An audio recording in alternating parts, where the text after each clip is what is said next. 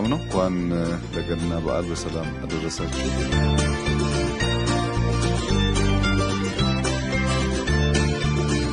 ገና ሰበብ ነው። ገና መታከብሩም ገና ማታከብሩም እግረ መንገድ የማዕድ ማጋራቱ ሁሉንም ጓዳ ስለሚያብስ መስከረም ላይ መሰል ተግባር ፈጽመናል። አሁን ይሄ ከ4 ወር በኋላ የተደረገ ሌላ የጓዳ እበሳ ስራ ነው።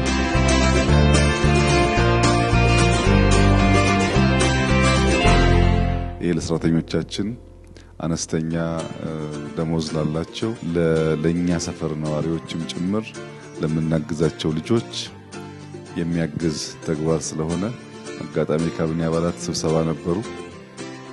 ከኛ ጋር ሆነው እንኳን ደረሳችሁ ለማለትና ማዕድ ማጋራት ሊሳተፉ መጥተዋል። በጋራ እንኳን ለገና በዓል በሰላም አደረሳችሁ።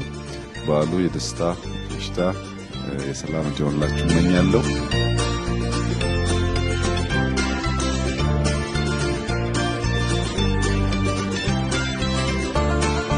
ሁልጊዜ እንደምነግራችሁ እያንዳንዱ ቤተሰብ የምናጋራው ማዕድ 2 ወር 3 ወር ሊያግዝ ይችላል። አደራ ምላችሁ ጉዳይ በእናንተ ሰፈር ከእናንተ ያነሰ ገቢ ያላቸው ሰዎች ካሉ ቢያንስ ምሳ ማብላት እንዳትረሱ። እናንተ የምትጋሩ ብቻ ሳትሆኑ ለአንድ ቀን 2 ቀን የምታጋሩም ጭምር መሆን አለባችሁ። ማካፈል መከፈል በረከት ነው። በመስጠት ውስጥ ማግኘት በመስጠት ውስጥ መቀበል ስላለ ዛሬ ተቀበላችኋል፣ ነገ ደግሞ በማካፈል ለእናንተ ጎረቤቶች የደስታ ምንጭ እንድትሆኑ አደራ ማለት ፈልጋለሁ።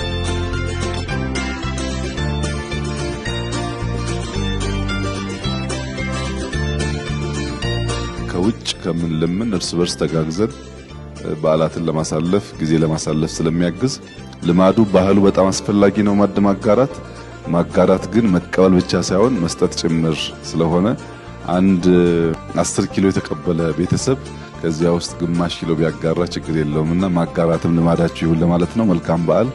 እጅግ አድርጌ አመሰግናለሁ።